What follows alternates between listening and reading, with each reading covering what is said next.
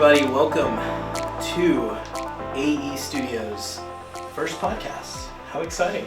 We're finally here. We made it. My name's Carl Bishop. I am the owner and broker of AE Realty. AE stands for American Entrepreneur. And this is our first podcast. Wow. How fun. How exciting. Super exciting. This is Kalei, Laneaux.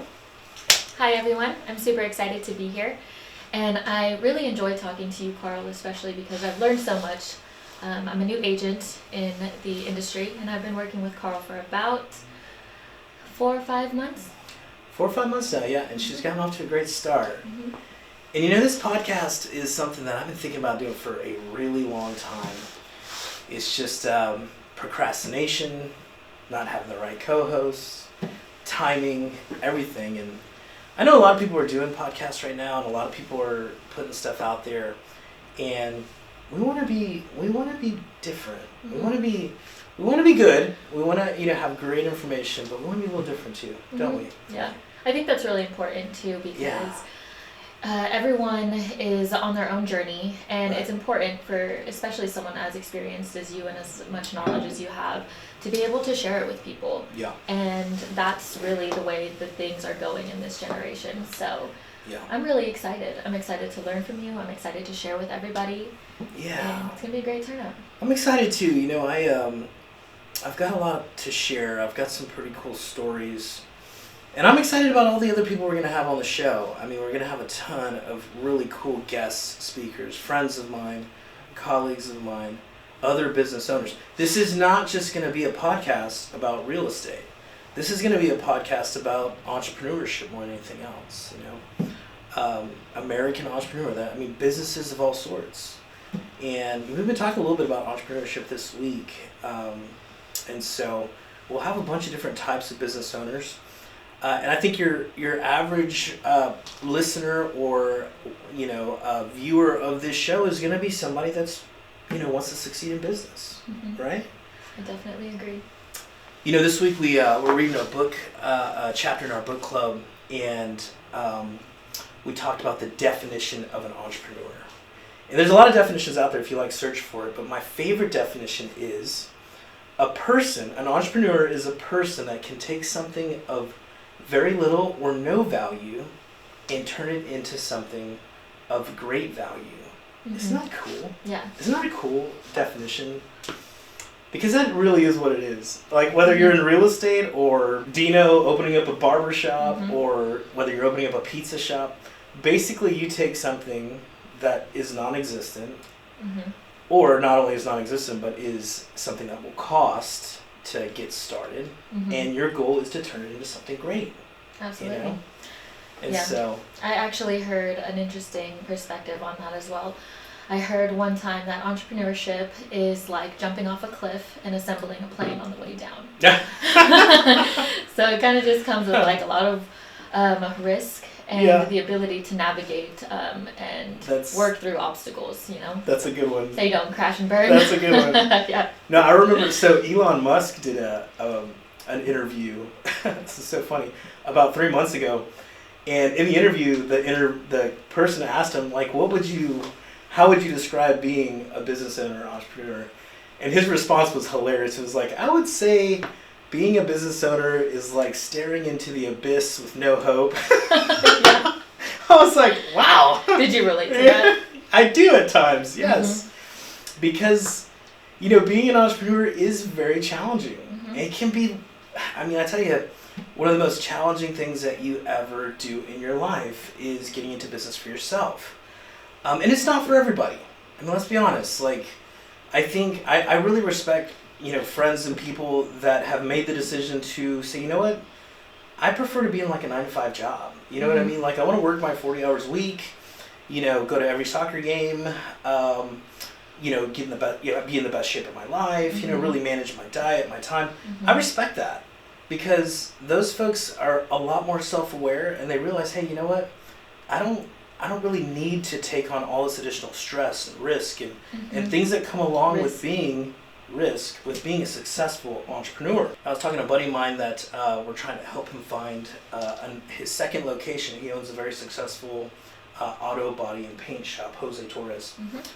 And we were talking, it was late at night, and I was kind of belly aching to him a little bit. And he's been in business now for, like 20 years or something like that, 25 years. He's a little older than me. I think he's like early 50s. And I told him, I said, you know what, bro? What really, in my opinion, what I've seen over the years, what makes a successful entrepreneur is somebody that can handle stress. Mm-hmm. Like somebody that can handle large amounts of stress. Mm-hmm. And, I want to say that I handle stress well, but, this podcast is also about being real and being vulnerable. I don't think I've handled stress well over the years. Like, I think there's certain things that I've done and certain character developing, things that I had to go through, mm-hmm. and I'm still going through now, to really like develop the way of handling stress mm-hmm. in a healthy fashion. Absolutely. If that makes sense. Definitely. But that's the thing, if you can handle stress and you can do that in a healthy way, mm-hmm. or the healthiest of ways, I don't know if there's any perfect solution for handling stress, but then I think you can be a successful entrepreneur. Mm-hmm. But you gotta be prepared for it. Absolutely. And the better you plan, the more you watch podcasts like this, mm-hmm. and hear from other people that have succeeded or failed in the past, I think is a big part of your journey. Mm-hmm. And so absolutely. That's what I've really looked at. I agree, and it's super important too, because those character traits and those character development is so crucial in establishing your own identity and how you are able to work through those obstacles. It's so true. Mm-hmm. So true. Like, nobody wants to be the guy that makes millions and millions of dollars, but his kids hate him, and he's been divorced, and his health, he has a heart attack when he's 50 years old. Is that success? I don't think that's success. Mm-hmm. Right? Right, yeah, it's not a monetary thing. No. And a lot of people define it that way as well. They do. Now, there do have to be sacrifices made. Don't get me wrong. Like, there's a lot of sacrifice that comes from it. We got John Maxwell book right here, mm-hmm. Law of the Sacrifice is one of them. But, where you make those sacrifices and how you make those sacrifices, I think will define your success in the long run, Mm-hmm. And certainly over the past 12, 13 years that I've been a successful real estate agent and real estate broker, I've certainly made some mistakes along the way. Mm-hmm. And so when I took those risks, or I made those sacrifices, some of them I look back and say, I shouldn't have sacrificed there, or mm-hmm. I should have shifted gears there. Mm-hmm. So that's also the benefit mm-hmm. of this podcast and of what we're doing here today is we want to add value to people. Mm-hmm. We want to help people, maybe avoid some of the traps that I fell in, some of the traps that our guest speakers have fell in, and even some of the traps that you fell in. Because, mm-hmm.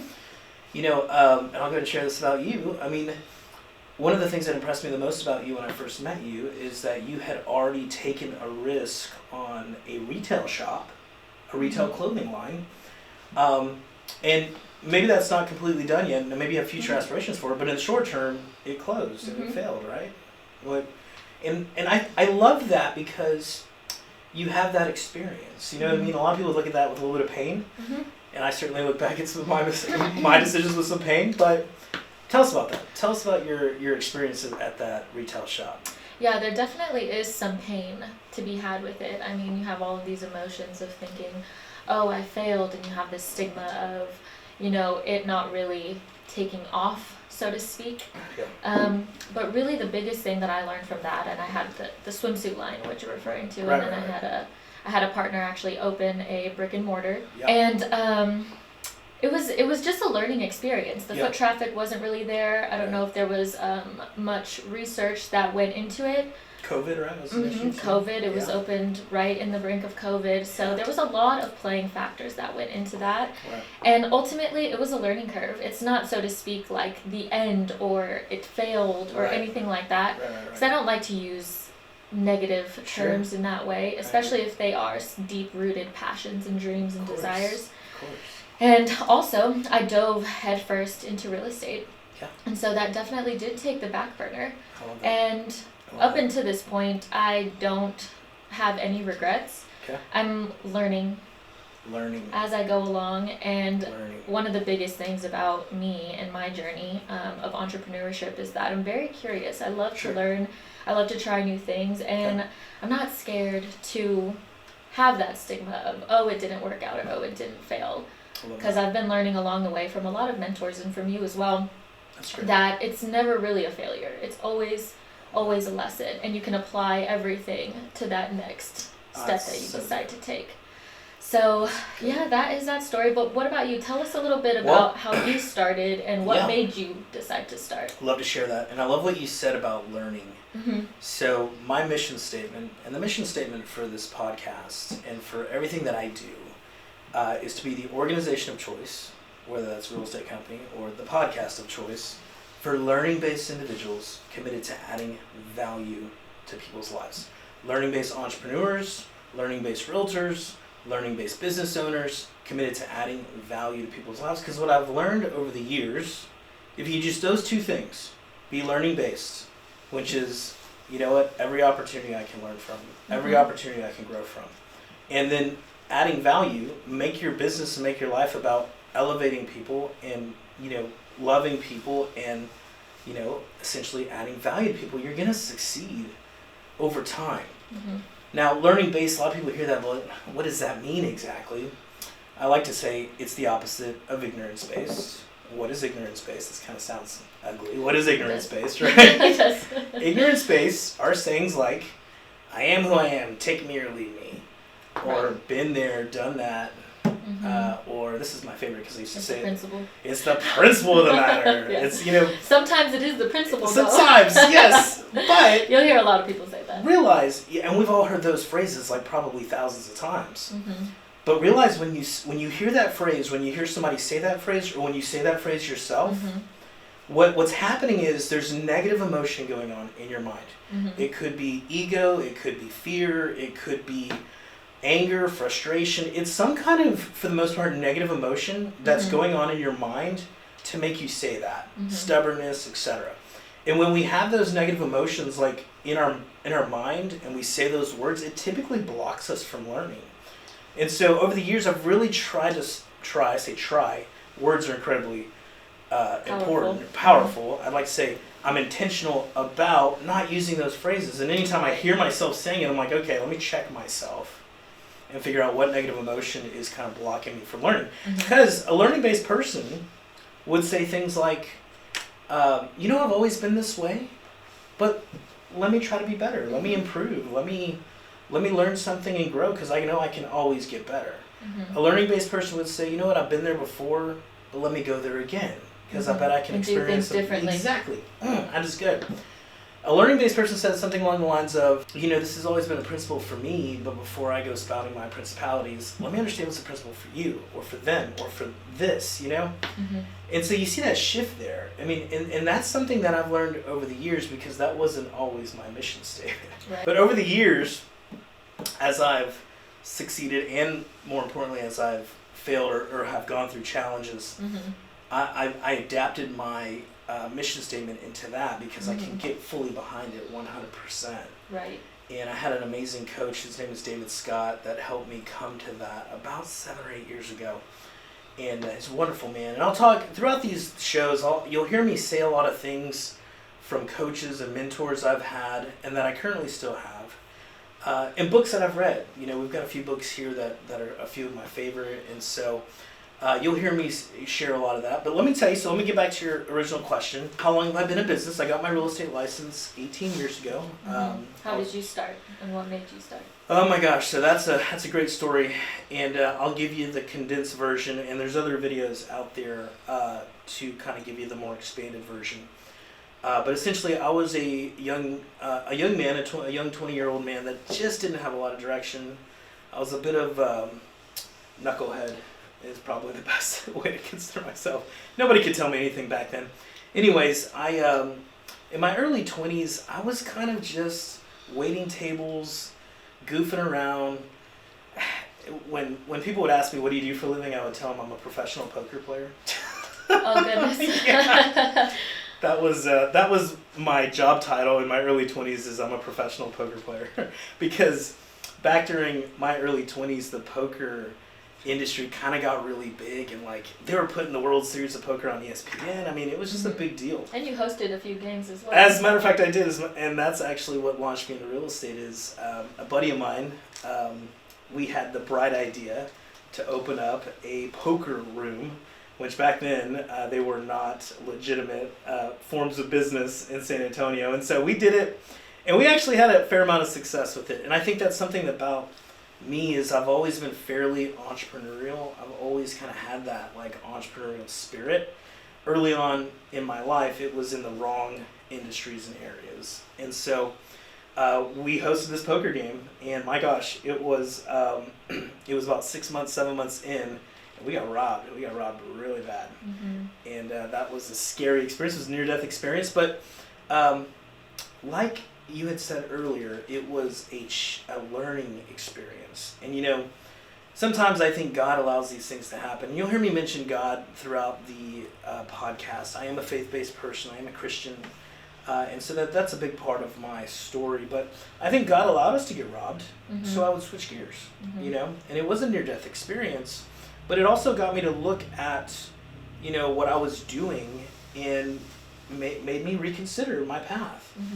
And I think that's the element of a learning-based person is, you know, they don't keep doing the same thing over and over again and expecting a different result.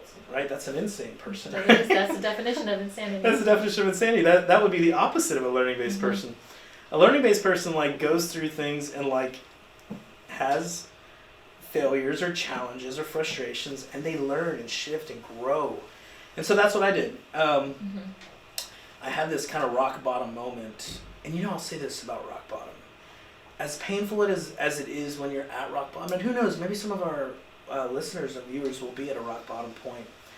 You know, it's hard to be encouraged when you're there, but truthfully, rock bottom is a blessing. I love what John Maxwell says. He says, when a man is at the end of his rope, it's a blessing because he's closer to God. You know, and that means God's going to send you messages, and you're gonna see things and learn things at that moment, because when you hit rock bottom, you got nothing left but God. And you see it a lot in prisons. You see it a lot in like really poor areas. Like I would go on mission trips to South America, and oh my gosh, you go to some of these places and people literally have nothing. I mean, they literally do not have a pot to piss in. And you go there and they're closer to God. You see God more there. You see people there that are living more fulfilled lives than people living here in mansions.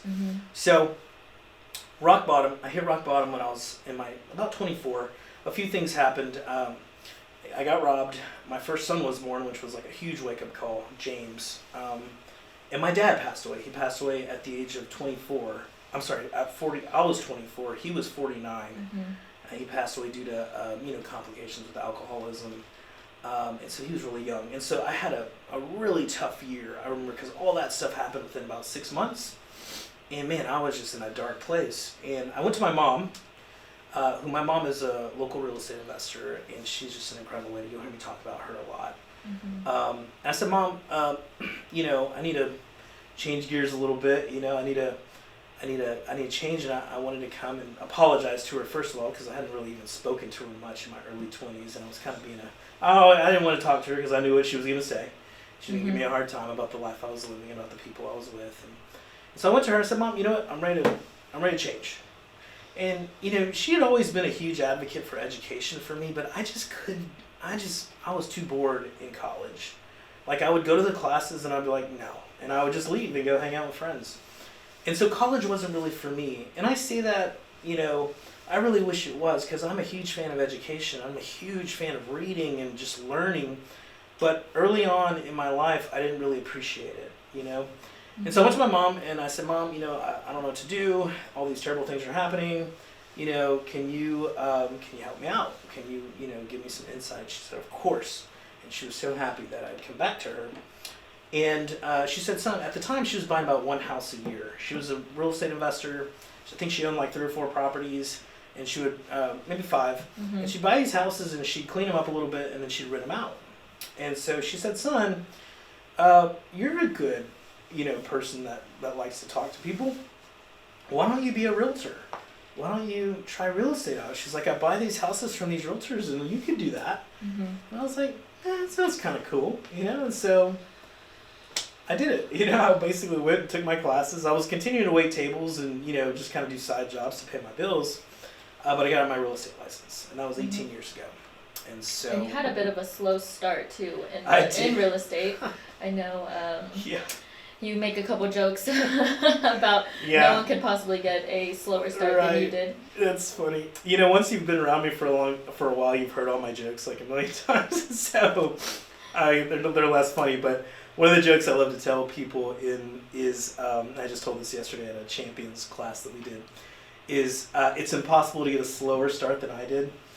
In my first 3 years in real estate, I sold 3 houses, one a year, and they were each to my mom, so they don't even count. So really, I sold 0 in the first 3 years. There's hope for agents everywhere. I tell you, if I can do it, anybody can do it, you know. But so that's a joke I tell often. But you know, I think the reason that I didn't sell is obviously because I didn't have a coach, I didn't have a mentor, I didn't have any direction. I was at a large company, and man, I felt out of place. I felt like, you know, I didn't belong there. I was like this young person, and I'd go to these trainings, and most everybody would be a lot older than me, and I just didn't absorb anything. Isn't that crazy? No, mentorship is extremely important, especially when you're new in this industry. It's so important. It's so important. And so when I turned 27, the good thing is, and I will give the younger Carl Bishop credit because I stuck with it. Like, I kept paying my dues, and I kept my license active, and I did my continuing education. And that would be my encouragement to any younger person that is doing something but not really seeing a return yet. Don't give up. Like, just keep at it, you know, because sometimes your breakthrough doesn't come in the first year, second year. For me, it didn't come till the end of my 3rd year. And I'll never forget, I was working one of my part-time jobs, and I met this guy who was a RE/MAX broker. And, you know, I worked up the courage to say, I'm also a realtor, because I saw his RE/MAX shirt on. And he stopped what he was doing, and he's like, "You're a realtor?" And I said, "Yeah, what are you doing working here?" And I was working at a little retail, you know, postal center selling stamps and packages.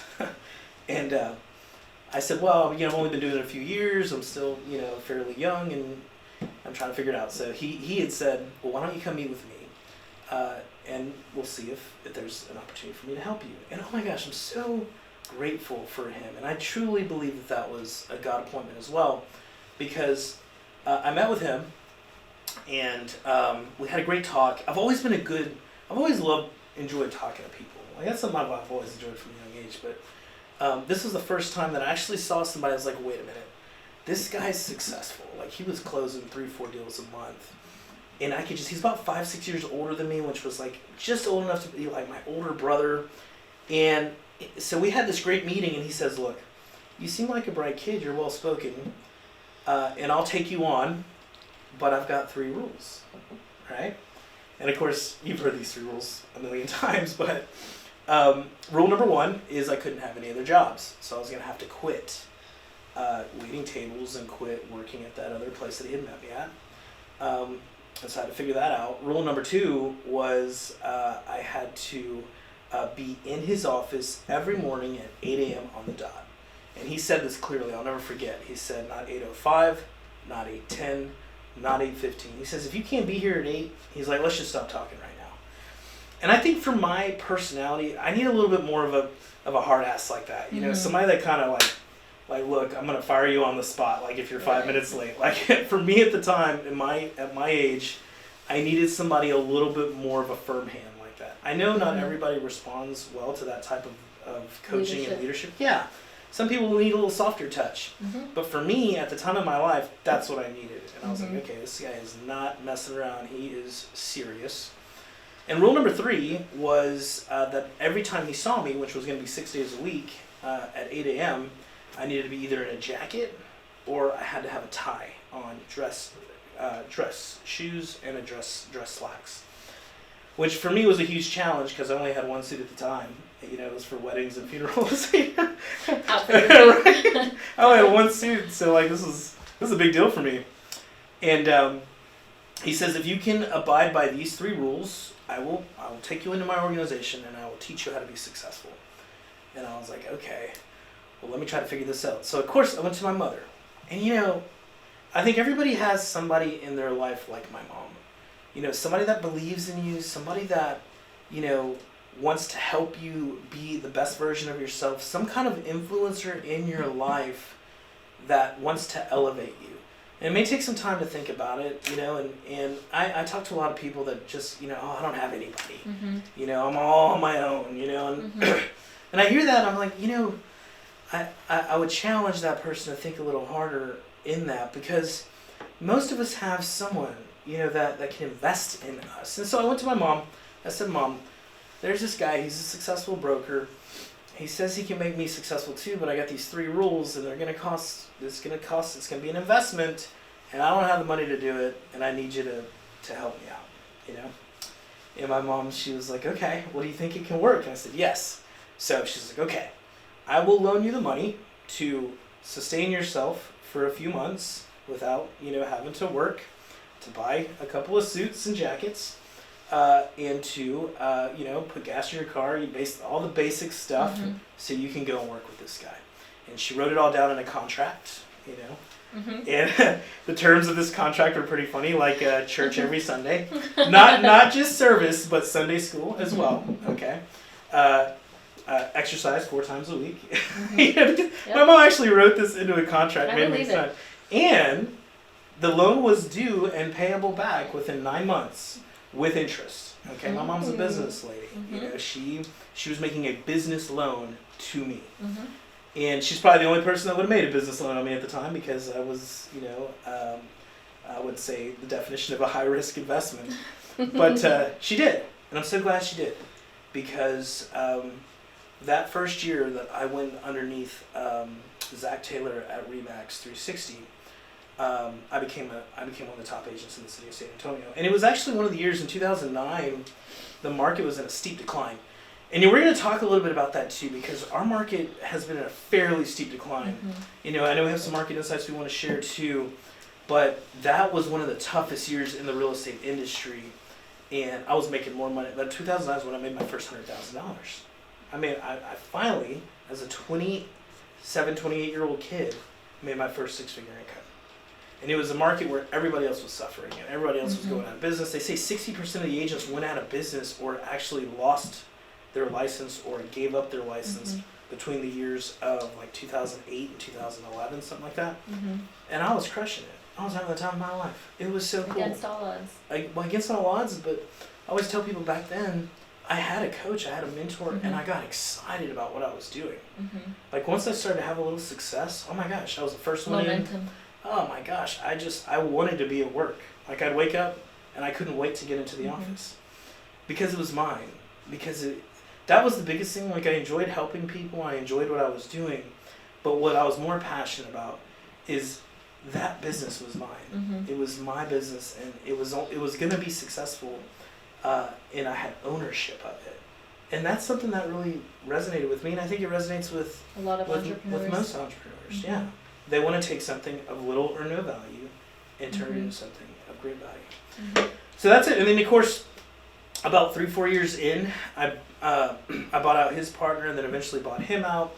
And so eventually I took over that Remax 360 on Potranco, and I owned it. I also opened up a second Remax location in Alamo Ranch when the opportunity provided itself, and there's a lot of learning experiences along the way, and there are a lot of ego that I had to get in check, because once I started to become really successful, it kind of went to my head a little bit, you know, like it happens. Yeah, like I made $100,000. The first month that I made $100,000 in 1 month, I mean, it went straight to my head, and I thought I could just print money. You know, I was like, this is it. And then of course I learned number one. Right. I learned the hard way that you know it wasn't that way. And so in 2018, my franchise agreements with Remax were due to expire, and I had built this business, you know, and I had this amazing team, and I decided to not renew my franchise arrangement. We'll talk about franchises too. That's a good topic to discuss, because a lot of people that want to get into business for themselves, it's like, what's the best way to do that? And I think franchises are great. I mean, if it weren't for Remax, I don't think I would have come close to where I'm at now. And so I bought that franchise. And what do you do when you buy a franchise? Well, they give you systems. They give you like a business plan. Mm-hmm. They give you resources, commercials, all sorts of things that you can leverage to grow your business faster versus having to figure out all that stuff on your own. It's very challenging. It's very hard to do for a lot of people. So in 2018, I decided to not renew my franchise. I had my websites, I had my team, I had my structure, I had my systems, everything that I wanted. And so I left the RE/MAX organization. I started AE Realty. Of course, that stands for American Entrepreneurial Realty. I always tell people I named it after my mom because she is the original American entrepreneur, in my opinion.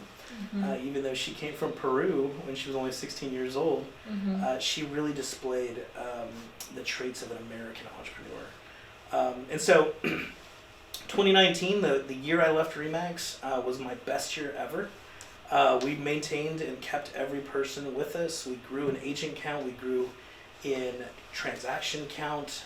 That year, I did over $100 million in real estate transactions in volume. And I won Broker of the Year for the San Antonio Board of Realtors, which was a tremendous honor because the other people that have won that award are, in my opinion, just icons of our industry. Deanne Harper, Reagan Greer, Craig Owen. People that I have a tremendous amount of respect for, and many that have come before me that have just done amazing things. And so for me to win that when I was 38, at the time was a tremendous, tremendous honor. And then, the last 3.5 years took place after that. And COVID happened. I went through some incredible challenges trying to diversify and trying to expand. And so I'm excited to kind of get into more of that. But over the years, I would say, especially over the last 3 years, I've had some major learning experiences, But here we are now in 2024, and I'm super excited about what this year is going to hold for us. I mean, we went to, Kalei and I went to both the Greater San Antonio Builder Association forecast as well as the San Antonio Board of Realtors forecast. We're going to talk a little bit about that. But that is the condensed version of my story. How you started, why I started, and where I'm at today, And today we have 25 agents, including myself and Kalei here. And we have a pretty dominant presence in 3 areas. San Antonio, which is our base, where I've gotten my start. Houston, which we spent a couple years in Houston. We've got a great team there. And of course, the Texas Hill Country, Canyon Lake, Bulverde, Bernie. I mean, we're doing really well and have some incredible people in those areas. And so if you find yourself in need of a fantastic professional in one of those areas, we're here to serve you. Definitely. Yeah. And I love especially what you said about intentionality. Yeah. Because being an entrepreneur, you have to be extremely intentional with everything about how you run your business to the simple things of how you just talk to yourself in your own mind. And so I love that you talked about that. And you have so many good experiences to share with people, and I'm excited. I'm excited to share everything with everyone. But I do want to ask you, what do you think, like, after being in the business for over 18 years, what do you think you would say is the biggest advantage or pros being in the industry? Being in the industry, advantages and pros. Yeah, I think, one of the biggest is, just history and being able to look back on things. Like when you're just getting started, it's all kind of new for you. Right. But I would challenge you, depending on the industry that you're in, is to do some research on the businesses that have succeeded before you. And I know most of us, when we get into business, we want to be innovators. Right. Like, we're going to do something new. Different. We're going to do something different that nobody's really done before. And that's all great. And, there's several ways that I'm wanting to be innovative as well. Of course.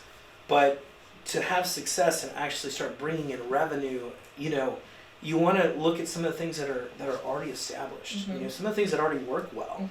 To get those results. 100%. And so, I remember getting into business, and one of my favorite resources, and this is a great resource still to this day, if you're watching the show, check out this website. It's called keepingitreal.com. Keepingitreal.com. It's an incredible site. And when I first got into team leadership, ownership, I remember watching these videos, and what they would do is Jeff Manson and Frank Klesitz, who two incredible individuals, if you research them, two amazing friends of mine.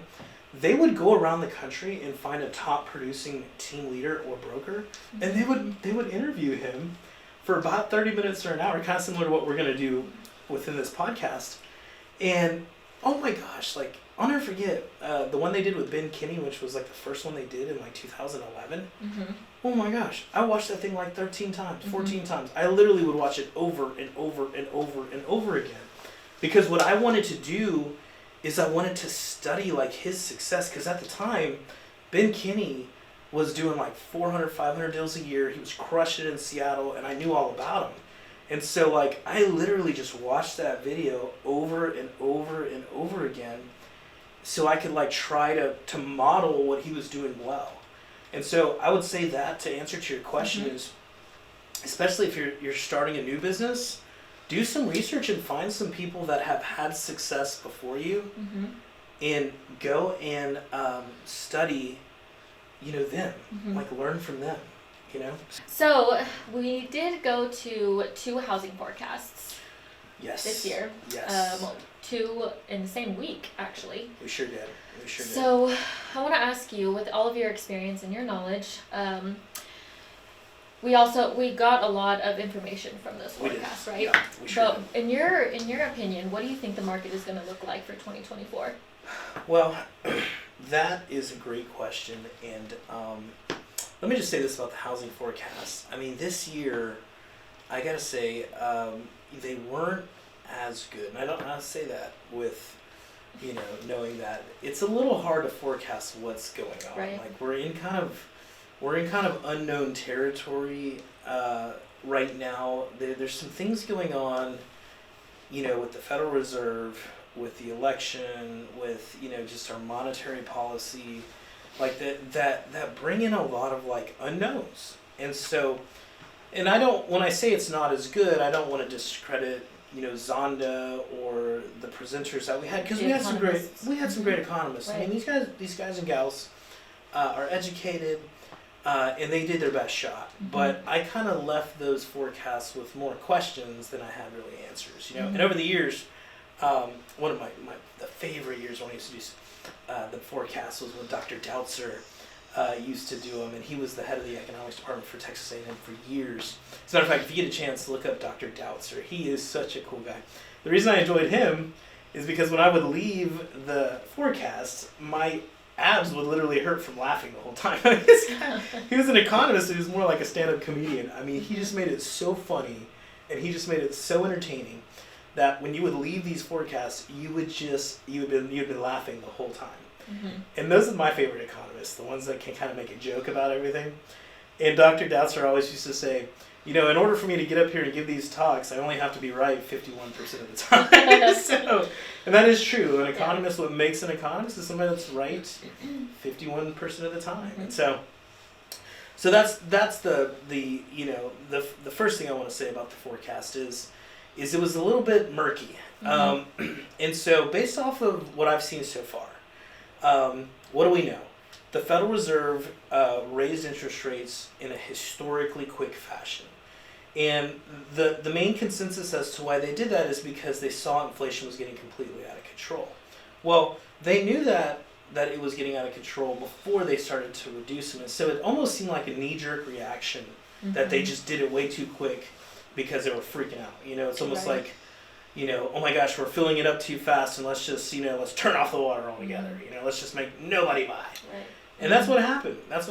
I tell stories about running into some of my colleagues that have been in the business for, 30, 40, 50 years. They've been through multiple recessions and downturns, and almost all of them, without exception, say, this is like the sharpest one. Like every other housing market correction, it was like gradual. And I certainly can say that for the last one, the Great Recession of 2007, 8, 9, 10. I mean, it was gradual. It wasn't like everything just like stops. And I think once we look back at the data, this may end up being the sharpest real estate correction maybe in American history. And so I mean, and I think that's the biggest like red flag. Okay. Is like, and there was a lot of criticism of the Federal Reserve in these forecasts. Like, a lot of the economists said, I don't think they know what they're doing over there, or some blatant like criticisms of them. And I think everybody kind of shares that doubt, which is like, why go from 2% interest to 8% interest within a 12-month period? Like, who does that, right? You know what I mean? Like, how does that happen? I mean, why does it happen so fast? I think the biggest issue was the housing market got kind of blamed for the inflation because the prices went up so fast. And so I think the Federal Reserve, the reason they made that knee-jerk reaction with housing is because, like, you could see inflation everywhere else, but with housing it was stark. Like with housing it was like, my gosh. And even we saw it here, like with our agents, during the years of 2020 to 2020, end of 2022, if you were a first-time home buyer or if you were a veteran, good luck on getting a home. I mean, you would be in multiple offer situations. The home's already overpriced. It's not going to appraise. You're going to have to bring extra cash in. And oh, by the way, the seller's not going to pay any of your closing costs. You're going to have to pay for your own title policy, your own everything. And yeah, you're competing with 5 other cash offers. If you're a veteran or a first-time home buyer, good luck. And so it was brutal during that time. But the frustrating thing is if you're a believer in home ownership and you're a person that thinks everybody should have a home, every family should start off with a roof over their head. It's the greatest investment in this amazing country, which I believe, truthfully. And I've got my mother, who I've shared a little bit about her story. She's a big part of that. Like, you have to believe that we can keep it affordable, And so the Fed, knee-jerk reaction. Then at the end of last year, they were like, eesh, maybe we messed up. And then they lowered the rates a 1.5. Right at the end of last year, we all remember that. We're calling people and saying, hey, they're starting to come down. And so a few things. It's an election year. If you study history, you will find that during election years, the incumbent administration typically likes to do anything they can to improve the economy. The current administration has some of the lowest approval ratings in the history of any incumbent government ever. So that's a factor. And so they're trying to do as much as they can to correct what is going on. And so for me personally, I think that these factors, and several of the economists that we saw agree with me, should be the perfect storm for an encouraging year. Well, what does that mean? That means that over the past year and a half, there's been a lot of people waiting on the sidelines, and there's been a lot of what we call pent-up demand. Yep, you've heard me say it. You heard it at the forecast, which is these people everybody's been waiting. I'm still living with mom and dad. I'm still sleeping on my brother's couch. I'm still, we're all crammed into this room waiting for the market to come down a little bit so we can afford to get in these houses. And I forget the name of the economist that said it, but he said, life goes on. People still need to get married. They're still going to get divorced. They're still having children. They're still moving on. And so regardless of what interest rates are doing or what the Fed is doing or what's going on in politics or the economy, people still need to move on. And I really like that, because I think this year we see a lot of folks say, you know what, I've waited long enough. I need to get into something. And we're already seeing it now. I think one of the benefits of this podcast is we're kind of boots on the ground. Like, what I tell everybody is I'm making phone calls with everybody else. I'm talking to the first-time home buyer. I'm talking to the veteran. I'm talking to the guy that, owns 3 or 4 properties and, has $1 million to spend, And so when you get our insights, it's more of a kind of, an ear to the ground. Real life experience. Yeah. So I think this year we're going to see some great economic growth and some great comebacks in terms of real estate. Now, I don't know if that's going to hold up, and we'll see what happens with the election. I don't have a crystal ball there, but I think we're in for some fairly major change. One of the big things too that freaks a lot of people out is what's going on, overseas with Israel and it's just, and I don't really watch the news. It's kind of funny to say that some people may think less of me. I get most of my news from Twitter. TikTok. TikTok. But, if there's something important going on, I hear about it. But, I prefer not to watch mainstream news and not to watch the main news channels because it's so negative. Oh my gosh. It's so consuming too. It's consuming, and you freak yourself out and bring yourself down. And so I prefer to keep my mind with, inspiring, encouraging things. And if there's something really important going on, I'm going to hear about it, And so I think that's another factor that really, hits with consumer confidence is like, oh my gosh, another war. Oh my gosh, another this or another that. And so I would encourage you, especially if you're an entrepreneur, be careful what you put in your mind. And news is one of those things that I always try to keep to a minimum. And I've been criticized about this. One of my great friends and mentors used to, one time he said, "You're the most uninformed person I know." And I said, "Thank you for that compliment," because I don't want to be informed about all the nonsense going on right now. So that's where I stand. That's good. That's good. Very, very good insight right there. Yep. So what would you say to the average buyer seller? How would you navigate that as far as like high interest rates, buy downs, and things like that? Right. And we were just talking about it during our break, which was, we have a client, they're looking at a $260,000 home. They want to keep their payment in the $1,900 range, under $2,000. Right now, with interest rates where they're at on an FHA loan, they're looking at a $2,300 a month payment. Well, we're talking to the lender about doing a 2-1 buy down. What is that? Well, we pay some more in closing costs, and we were able to buy our rate down for a year or 2 years. What's going to happen in a year or 2 years? Well, the Fed's already said that they're going to reduce rates another three to four times. So if we get to the end of the year and they've come down 2 points, refinance. Let's refinance, And so I think as a buyer, you're in a pretty good position right now. Not only can you get, a fairly good rate, you can also negotiate with the seller to get your closing costs paid. My gosh, how many people need help with that? One of the biggest so many people. One of the biggest challenges is, man, it's impossible to save money. I mean, you go to the grocery store and $100. 5 items. Right, 5 items. It's $100. And so people are incredibly challenged saving money. Well, it really helps when the seller can give you contribute 10 grand, 15 grand. Now that covers your closing costs, and you're able to buy your rate down, and you're still able to come out of pocket very little. So that's what I would say. I'd encourage you, if you're a buyer, I would say, hey, now is the time. Go out there, negotiate with those sellers, get that cost down a little bit, get those closing costs paid for, and position yourself to be able to take advantage of potential rate drops. Okay, I say potential rate drops because things change, especially with this Fed. I don't know what they're gonna do. So I say potential. You protect yourself because you're in a decent rate already, but you have the potential to lower it even more over the next couple of years. Okay, sellers. It's been challenging to be a seller. One of the things we saw in the forecast is we went from like 2 weeks of inventory to like 5 months of inventory. That all happened over like 12 months. So that means on average, you either are still waiting to sell your home and it's still on the market, or you already pulled it off the market, or you dumped your price down and got it sold. And so that's a tough space to be in if you're a seller. And so I usually break it up into 2 categories. Sellers that have to sell and sellers that want to sell. If you have to sell, guess what? I'm not going to turn this home into a rental. I'm not living here anymore. I'm just paying taxes on an empty place right now. I mean, now's a good time to get it out there and do it. You're going to have more buyers, especially as we enter into the spring market, start to get off the fence and want to do something. Okay, so prepare your home, clean it up, get it maintained, and fix it up if you can, and then let's get out on the market. If you don't need to sell, and you would want to sell, if the market were right, maybe it's an opportunity for you to hold on to that property. Maybe you get a great renter. Rents are starting to actually come down. Right.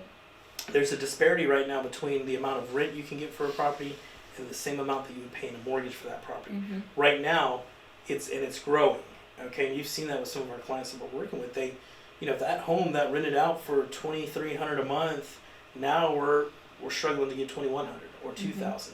But if you wanted to buy that same home, it's going to cost you $2,800 a month to buy it. So that's what's kind of going on right now. And so a lot of people are opting to say, you know what, let me rent and let me find a better deal. So if you are considering holding on to your property, then I would get it out there and get a good tenant now.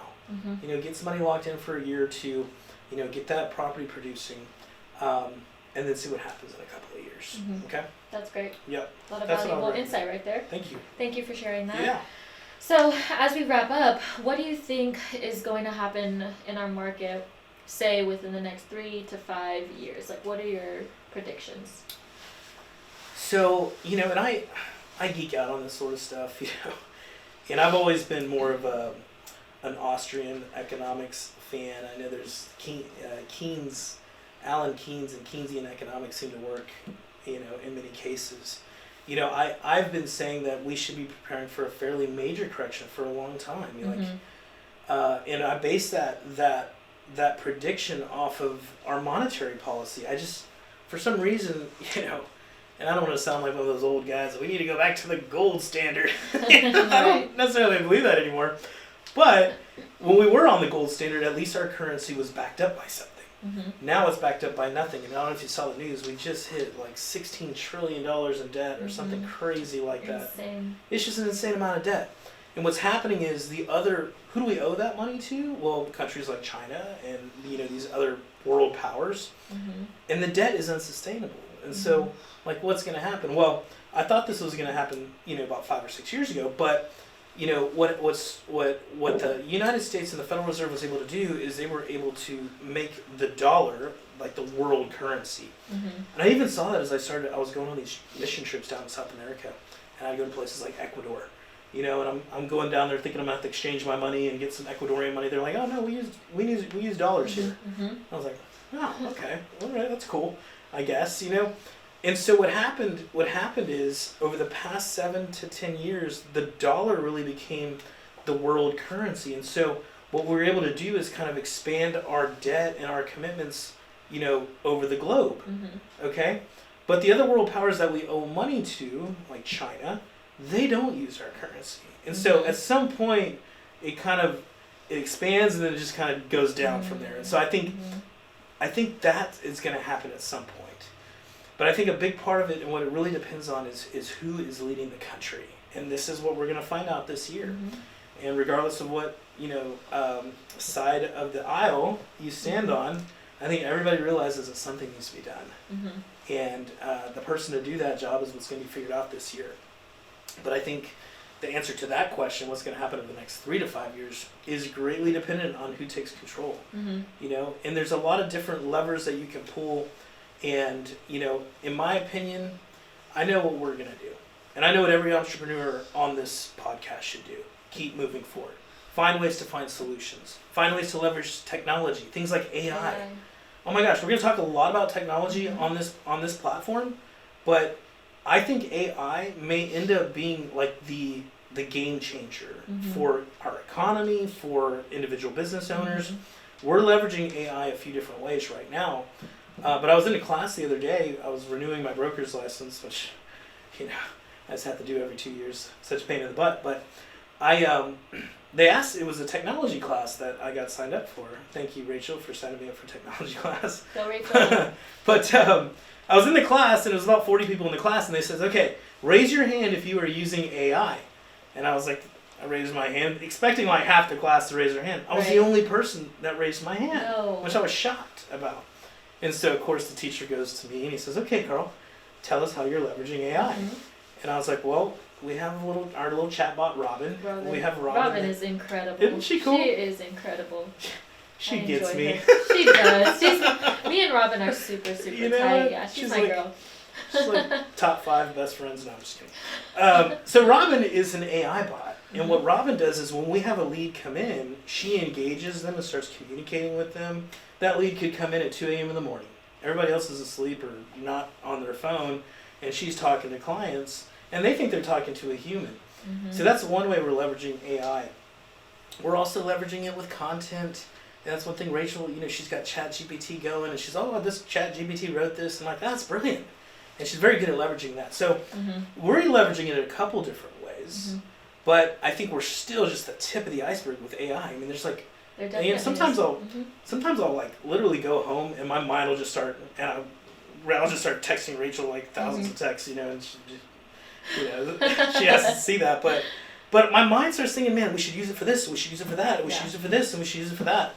And so I think that's one of the big kind of like X factors. And so if you are, in business for yourself, do what you can. It doesn't matter what the market does. Like sometimes you can get too consumed with, the market and what's going to happen, and predictions and stuff like that. It's all a distraction. Like you can control your own destiny, as long as you keep putting one foot in front of the other, you keep showing up, you never give up, and then you become learning based and start to look at some of these other things, these other trends, these other elements that are coming in. So that's my recommendation. Yeah, I definitely agree. There's even an AI system that does mortgage loans. I'm not sure if you have heard of it. Yeah. Angel AI, is it? Right? Something like that. Yeah, I've heard about that too. I think that's definitely, people are starting to learn about that. We learned about that at a summit last year, later in the year around like September. And that completely blew everybody's minds, and it's going to completely change the industry. It's going to change a lot of things, but I don't want people to get worried like, oh, we're going to be replaced by robots. Here's the thing that AI doesn't have. AI doesn't have the emotional intelligence. We talked about what is emotional intelligence. Well, emotional intelligence is a lot of what we're doing here, which is like really like, you know, trying to get to people's emotions. You know, we're trying to add value. We're trying to help solve problems. We actually care about your kids and care about your future and your success and care about your growth, you know? And that's something that the robots haven't really figured out yet because they don't have emotions. Do you think that they could eventually get to that point after studying humans for so long that they would eventually be as learning based as possible and just gather all the information necessary to start appealing and learning human emotion? I don't think so. And the reason I don't think so is because robots don't have a soul.